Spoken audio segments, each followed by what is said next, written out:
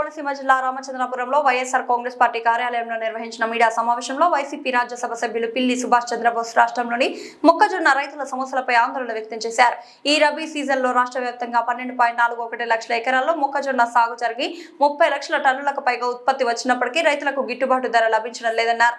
కేంద్ర ప్రభుత్వం ప్రకటించిన ఎంఎస్పీ 2400 ఉండగా మార్కెట్లో కేవలం 1400 నుంచి 1600 మాత్రమే ధర వస్తోందని తెలిపారు.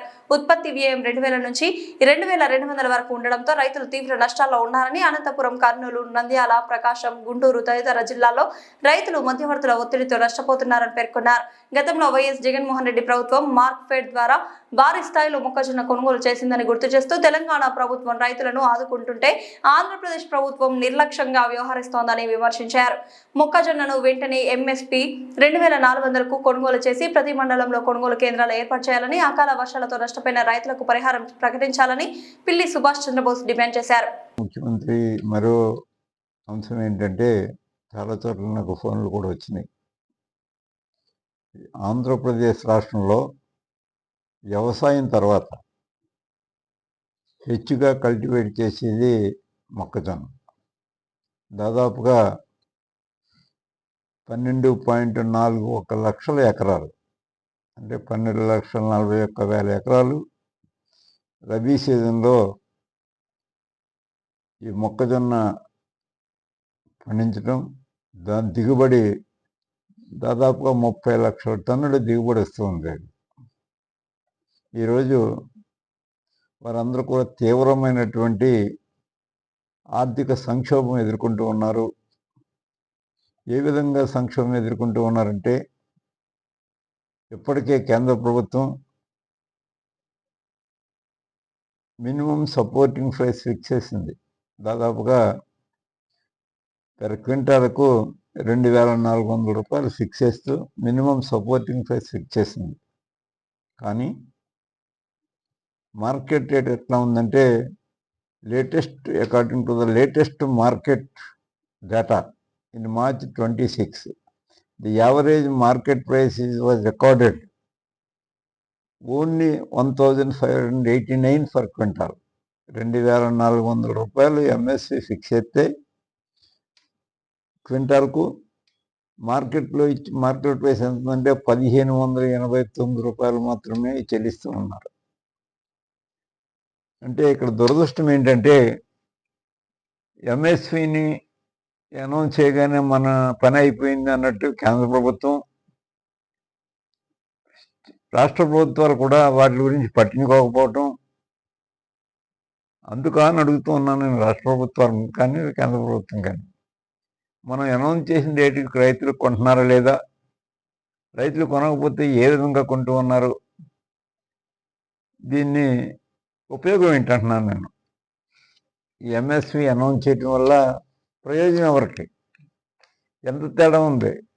దాదాపు ఒక క్వింటాల్ని చూసుకున్నట్టయితే 900 రూపాయల వరకు తేడా కనపడుతూ ఉంది.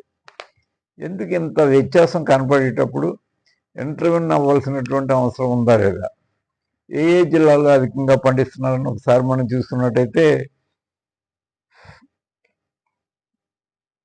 Highest cultivation Anantapur, Kurnool, Nandyal, Prakasam, Bapatla, Guntur, NTR, Eluru, Vizianagaram and Srikakulam districts, followed by YSR Kadapa, Sri Sathya Sai and Krishna districts and also some parts of east and west Godavari districts కూడా ఈ మేజ్ సాగు చేస్తూ ఉన్నారు. వీళ్ళందరూ కూడా చాలా ఇబ్బందులు పడుతూ ఉన్నారు. ఈ మినిమం సపోర్ట్ ప్రైస్ లేకుండా దాని కారణంగా చాలా ఇబ్బంది పడుతూ ఉన్నారు. మినిమం సపోర్ట్ ప్రైస్ ఎగుడు దిగుడుగా ఉంటూ ఉంది. కొన్ని ప్రాంతాల్లో అయితే కేవలం 1429 రూపాయలకు మాత్రమే కొంటూ ఉన్నారు ఫార్మర్ దగ్గర నుంచి. అంటే 2400 ఇవ్వాల్సినటువంటి రేటు 1429 రూపాయలు, అంటే దాదాపుగా 1000 రూపాయలు తక్కువగా కొంటున్నారు క్వింటాల్కి. మరి ఇప్పుడు రాష్ట్ర కేంద్ర ప్రభుత్వం రెండు పట్టించుకోకపోతుంటే ఎందుకు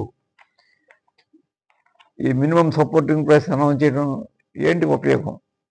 సో చెప్తూ ఉన్నాను, నేను చాలాసార్లు చెప్తూ ఉన్నాను, చట్టాలు చేస్తారో ఆ చట్టాల నుంచి పట్టించుకునే నాదుడు లేడు. ఇది అంతే. మినిమం సపోర్ట్ ప్రైస్ అనౌన్స్ చేస్తారో అది అమ్ముతుందా లేదా, ఆ మినిమం సపోర్ట్ చేసి రైతుకు వస్తుందా లేదా అనేది ఎక్కడ ఆలోచన చేయకపోవడం చాలా దురదృష్టకరమైనటువంటి పరిపాలన సాగుతుంది దేశంలోనూ రాష్ట్రంలోనూ కూడా. దురదృష్టకరమైన పరిపాలన అంటారు దీన్ని. ఈ రెండు సాగుతూ కనిపిస్తూ ఉన్నాయి. దాన్ని పట్టించుకోనకి ఒక సెపరేట్ యంత్రాంగం ఒకటి డిఫరెంట్గా చేయాలి.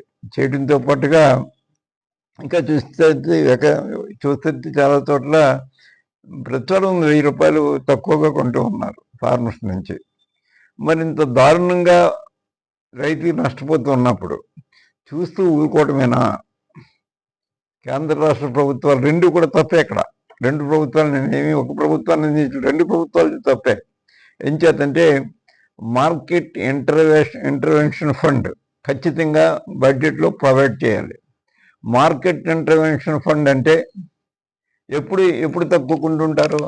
సప్లై ఎక్కువగా ఉండి డిమాండ్ తక్కువగా ఉన్నప్పుడు సహజంగానే సప్లై ఎక్కువగా ఉంటుంది, డిమాండ్ తక్కువగా ఉన్నప్పుడు రేటు తగ్గుతుంటుంది. ఆ రేటు తగ్గుతున్నప్పుడు ప్రభుత్వం చేయవలసింది మార్కెట్ ఇంటర్వెన్షన్ ఫండ్ ఒకటి క్రియేట్ చేయాలి. చేసి ఎంత తక్కువ వస్తుందో, ఎంఎస్పి ఎంత ప్రకటించారో దానికి మార్కెట్లో ఎంత వాల్యూ అమ్ముతూ ఉన్నారో దానికి డిఫరెన్స్ ఎంత ఉందో ఆ డిఫరెన్స్ విధిగా కేంద్ర రాష్ట్ర ప్రభుత్వాలు భరించాలి. అంటే రైతు తాను పండించిన పంటకు పూర్తి స్థాయి డబ్బులు ఏదైతే కేంద్ర ప్రభుత్వం ప్రకటించిందో మినిమం సపోర్టింగ్ ప్రైస్ అది రైతు చేతికి వెళ్ళాలి, చూడాలి. అది సక్రమమైన పరిపాలన అంటే నా కోరిక, నేను చెప్పేది ఏంటంటే దీంట్లో ఈ మార్కెట్ ఇంటర్వెన్షన్ ఫండ్లో 80% కేంద్ర ప్రభుత్వం, 20% రాష్ట్ర ప్రభుత్వం మార్కెట్ ఇంటర్వెన్షన్ ఫండ్ని వాళ్ళు ఇవ్వకపోతే ఇంకా ఈ దేశంలో వ్యవసాయం చేసేవాళ్ళు కరువైపోతాడు అనేది ప్రధానంగా గుర్తించవలసినటువంటి అవసరం ఉంది. ఇప్పటికే వ్యవసాయం అంటే పారిపోయే పరిస్థితి వచ్చింది. ఇంకా ఇంత నష్టాలు భరించడం అంటే వ్యవసాయం అంటే కష్టం. ఇంక వ్యవసాయం కుంటిపడిపోయే ప్రమాదం ఉంది. కాబట్టి ఎప్పటికైనా దయచేసి మీరు గుర్తుపెట్టుకోండి, వెంటనే మార్కెట్ ఇంటర్వెన్షన్ ఫండ్ కేంద్ర రాష్ట్ర ప్రభుత్వాలలో కొంత క్రియేట్ చేసే అమౌంట్ని దీన్ని ఎంత డిఫరెన్స్ ఉంది ప్రతి పంటకే కూడా ఎంత డిఫరెన్స్ ఉంది అనేది తెలుసుకుని దాన్ని 80-20 రేషియోలో 80% కేంద్ర ప్రభుత్వం, 20% రాష్ట్ర ప్రభుత్వాలు భరించేలాగా మీరు తక్షణ చర్యలు తీసుకుని దీనికి ఒక కమిటీ కూడా వేయాలి. ఏ పంటలు ఎంత నష్టం వస్తుంది. ప్రతి సంవత్సరం ఏవో కొన్ని పంటలు నష్టపోతూ ఉన్నాయి. గత సంవత్సరం అయితే టమోటా, మిర్చి, మామిడి తుక్కు అయిపోయారు రైతులందరూ కూడా. మరలా ఈ సంవత్సరం ప్రారంభమైంది, మొక్కజొన్నతో ప్రారంభమైంది. ఇప్పుడు రబీలో తూర్పుగోదావరి, పశ్చిమ గోదావరి, కృష్ణా డెల్టా, అంత పెన్నా డెల్టా వరి ధాన్యం కొనేవాళ్ళు లేరు. ఇది కూడా మీరు ఏదైతే ఎంఎస్పి ఫిక్స్ చేశారో దానికంటే తక్కువ కొంటూ ఉన్నారు. 1600 రూపాయలకి ఎంతగా కొంటూ ఉన్నాను, నిన్నే చెప్పాను. మరి ప్రతి పంటకి కూడా ప్రతి సంవత్సరం కూడా కొన్ని పంటలు నష్టపోతున్నప్పుడు ఎందుకు మౌనంగా ఉంటూ ఉన్నారు? దానికి కారణం ఏంటి? అవసరమైన ఎక్కడ చేయరా? అవసరమైన అన్ని కూడా నెత్తి మీద పెట్టుకుని మా బడ్జెట్ మాకు సరిపోవట్లేదని మాట్లాడుతూ ఉన్నారు. రైతును ఆదుకోకపోతే నేను చాలాసార్లు చెప్పాను, రైతు ఆదుకోవాలని ప్రభుత్వాలు కూలిపోతాయి. గుర్తుపెట్టుకోండి. ముందు పాలకుల్లో ఉన్నారు, అటు ఆ ప్రభుత్వం కానీ ఈ ప్రభుత్వం కానీ ఎందుకు పట్టించుకోవట్లేదు? అన్నం పెట్టి అన్నమో రామచంద్ర అనే పరిస్థితి వస్తుంది సక్రమంగా రైతుని మీరు ఆదరించకపోతే. మరి ఈ విధంగా నష్టాలు జరుగుతున్నప్పుడు ఇదివరకు ఏం చేశారు? జగన్మోహన్ రెడ్డి గారు నేను చాలాసార్లు చెప్పాను, ఇతోధికమైనటువంటి సహాయం చేశారా? ఆనాడు జగన్మోహన్ రెడ్డి గారు రాష్ట్ర ప్రభుత్వ అధినేతగా ఉన్న 5 సంవత్సరాల్లో కూడా రైతుకు ఇతోధికమైన సహాయం చేశారు. మరి మొక్కజొన్నకు కూడా ఏం చేశారంటే ఆయన ఒకసారి అది కూడా చూసుకున్నట్టయితే జగన్మోహన్ రెడ్డి గారు ఉన్న 5 సంవత్సరాల్లో మార్కెట్ ద్వారా 4,17,268 టన్నులు 2019-20లో కొన్నారు. 2019-20 సంవత్సరంలో మార్కెట్ ద్వారా 4,17,268 టన్నులు. తర్వాత 2020-21లో 3,06,513 టన్నులు. అలాగే 2022-23లో 73,300 టన్నులు మార్కెట్ ద్వారా ఎంఎస్పి రేటు కొని మొక్కజొన్న పంట రైతులు ఆదుకున్నారు. మీరు ఏమైనా అటువంటి చర్యలు చేపట్టారు? కనీసం ఆలోచన కూడా రాలేదు మీకు. రాష్ట్ర ప్రభుత్వం గౌరవ ముఖ్యమంత్రి గారికి, చంద్రబాబు నాయుడు గారికి కనీసం ఆలోచన కూడా చేయట్లేదు. ఎందుకు అంత మౌనంగా ఉంటున్నారు? అంటే రైతు అంత నిర్లిప్తత ఎందుకు? ఒకసారి ఇటువంటి పరిస్థితి వచ్చినప్పుడు ఏ విధంగా జగన్మోహన్ రెడ్డి గారి ప్రభుత్వం ఆదుకుంది? మరి ఇప్పుడు మీరు ఎందుకు ఆదుకోరు? మీరు ఎందుకు మార్కెట్ ద్వారా కొనరు? రైతు దగ్గర కొనరు, కానీ కొనిపించే ప్రయత్నం చేస్తున్నారంటే అది లేదు. కొన్ని మార్కెట్ ఇంటర్వెన్షన్ కేంద్ర ప్రభుత్వం నుంచి పోరాడి మీ మీదే ఆధారపడింది కేంద్ర ప్రభుత్వం. అక్కడ కేంద్ర ప్రభుత్వం నేనేం చేయలేను అంటానికి లేదు. మీ కాళ్ళతో నిలబడుతుంది అక్కడ. మరి అటువంటిప్పుడు ఎందుకు మీరు దాని మీద ఒత్తిడి తీసుకురావాల్సిన అవసరం ఉందా లేదా? అప్పుడే స్టార్ట్ అయింది. మొక్కజొన్నకి అదే పరిస్థితి వస్తుంది, వరి ధాన్యానికి కూడా అదే పరిస్థితి వస్తుంది. ఇంకా రేపు మామిడి కూడా రావచ్చు, టమోటో కూడా మళ్ళీ ఈ మధ్యన టమోటో కాస్త బెటర్ అయిందని చెప్తూ ఉన్నారు. మరి ఇలా ప్రతి సంవత్సరం కూడా ఒక 3-4 పంటలు పండించి నష్టపోతున్నప్పుడు ఇంకా రైతు వ్యవసాయంలో ఎందుకు కంటిన్యూ అవుతారు? ఒకసారి ఆలోచించాలి ఇవన్నీ కూడా. మరి మార్కెట్ ఇంటర్వెన్షన్ ఫండ్ కేటాయించడం బడ్జెట్లో పెద్ద కష్టమా చెప్పండి? కనీసం ఆ ప్రొవిజన్ కూడా పెట్టలేదు మీరు బడ్జెట్లో. ఉపయోగం ఏంటి? ఇటు కేంద్ర ప్రభుత్వం పెట్టలేదు, ఇటు రాష్ట్ర ప్రభుత్వం పెట్టలేదు. మరి ఎందుకు ఎంత లోకుగా చూస్తాం? Immediately at the minimum support price 2,400 per quintal ఇమ్మీడియట్గా ప్రభుత్వం పర్చేజ్ చేయాలి మార్కెట్ ద్వారా. 1. 2, government procurement centres must be establish in every mandal. ఎక్కడైతే నేను చెప్పాను ఇప్పుడే అధికంగా పండించే ప్రాంతాలు ఏవో చెప్పాను, ఇమ్మీడియట్గా అక్కడ ప్రొక్యూర్మెంట్ సెంటర్స్ ఒకటి పెట్టాలని. తర్వాత compensation must be announced to the farmers. We have suffered losses due to unseasonal rains and winds. Unseasonal rains వల్ల నష్టపోయిన రైతాంగానికి మనం ఏమీ మాట్లాడలేదు. తుఫాను గురించి 2 తుఫాన్లు వచ్చినాయి. 2 తుఫాన్లో మోంచే తుఫాన్ ప్రధానంగా ఎక్కువ నష్టపోయాం మనం. 2వ తుఫాన్కి పెద్దగా నష్టపోయేదని నేను చెప్పడానికి సిద్ధంగా లేను, కానీ మాంచే తుఫాను నష్టపోయిన దానికి కనీసం ఆలోచన కూడా చేయలేదు. ఎప్పటికీ ఇస్తామని కానీ ఇవ్వట్లేదని కానీ చెప్పకుండా మబ్బులో ఉంచుతూ ఉన్నారు. అదే జగన్మోహన్ రెడ్డి గారు అయితే ఎకరానికి 30,000 రూపాయలు వెంటనే ఇచ్చాడు ఆయన. ఆ తుఫాన్ వచ్చినప్పుడు మీరెందుకు మౌనంగా ఉంటూ ఉన్నారు? మీకేంటి నష్టం వచ్చేసింది? మరి ఈ విధంగా ఒక పక్క ఇన్సూరెన్స్ లేదు. ఇన్సూరెన్స్ జగన్మోహన్ రెడ్డి గారి ప్రభుత్వంలో ప్రీమియం అంతా ప్రభుత్వం చెల్లించేది. మీరు ఆ ప్రీమియం చెల్లిస్తున్నప్పుడు కనీసం చెల్లించట్లేదని కూడా చెప్పలేదు. దానివల్ల ఎంతమంది రైతులు నష్టపోయారో దాదాపు 80% రైతులు నష్టపోయారు ఇన్సూరెన్స్ లేక. అట్లాగే రైతు భరోసా ఫిక్స్డ్గా ప్రతి సంవత్సరం ఫిక్స్డ్గా రైతు భరోసా ఇచ్చేవారు. మీరు ఇప్పటికొకసారి ఇచ్చారు. మీరు ఏదైతే ఎన్నికల వాగ్దానం చేశారో 2-3 ఇన్స్టాల్మెంట్లు ఒకసారి మాత్రం ఇచ్చారు ఈ 3 సంవత్సరాల్లో. మరి ఈ విధంగా డిస్కస్ చేస్తుంటే రైతాంగాన్ని ఎందుకు ఎక్కడ సస్టైన్ అవ్వగలరు? రైతు ఎక్కడ వ్యవసాయం చేయగలరు?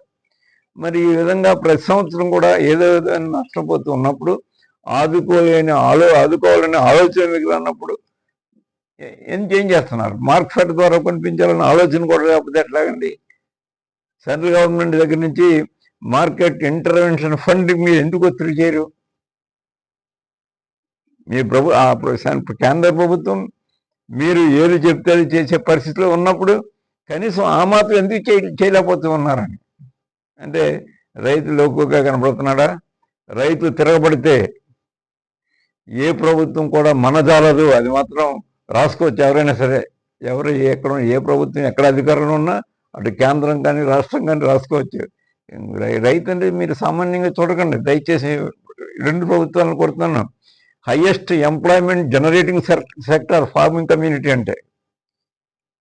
మరి దాన్ని మీరు ఎంచేత రుజుగా వదిలిపెడుతూ ఉన్నారు? ఈవేళ వ్యవసాయం చేసే వాళ్ళు 85% చిన్న సన్నకారు రైతులు, కౌలు రైతులు. దేశవ్యాప్తంగా, ఒక ఆంధ్రప్రదేశ్ రాష్ట్రంలోనే కాదు, దేశవ్యాప్తంగా వ్యవసాయం చేసేవాళ్ళు 85% చిన్న సన్నకారు రైతులు, కౌలుదారులు. అంటే ఇంత ఎక్కువ మంది వ్యవసాయం చేసే ఈ రంగాన్ని ఎందుకు నిర్లక్ష్యం చేస్తూ ఉన్నారు? ఒక పక్క తిరగండి, ఈస్ట్ వెస్ట్ గోదావరిలో గగ్గోలు కింద ఉన్నారు రైతులు, మా ధాన్యం కొని నాదుడు లేడు అని. మరి నేను చెప్పిన ఈ జిల్లాల్లో ఇప్పటివరకు నేను చెప్పిన అధికంగా పండించే ప్రకాశం, కర్నూలు, మన అనంతపూర్, గుంటూరు, విజయనగరం, శ్రీకాకుళం జిల్లాల్లో కూడా మరి తీవ్రమైనటువంటి ఆవేదన చెందుతూ ఉన్నారు మొక్కజొన్న పండించే రైతులు. ప్రతి పంటకి ఇలా చేస్తూ ఉన్నప్పుడు మీరు నిర్లక్ష్యం, నిర్లిప్తత పనికిరాదు. దయచేసి వెంటనే మీరు కేంద్ర ప్రభుత్వంతో మాట్లాడి మార్కెట్ ఇంటర్వెన్షన్ ఫండ్ రిలీజ్ చేయించుకుని రైతులను ఆదుకోకపోతే దాని మార్కెట్ ద్వారా ఏదైతే ఎంఎస్పి చెప్పారు, అనౌన్స్ చేశారు 2,400 per క్వింటాల్కి కొనిపించండి. రైతు చేతికి విధిగా ఖచ్చితంగా 2,400 రూపాయలు క్వింటాల్కి రావాలి. అలా రాకపోతే ఈ ఎంఎస్పి ప్రకటించడం అనేది ఉపయోగం లేని ప్రక్రియ. ఈ ఉపయోగం లేని ప్రక్రియ గురించి జనం కోరుకోవట్లేదు. జనం కేంద్ర ప్రభుత్వం నుంచి కానీ రాష్ట్ర ప్రభుత్వం నుంచి కానీ ఒక మాట చెప్పినప్పుడు ఆ మాట అక్షరాలను అమలు జరగాలి.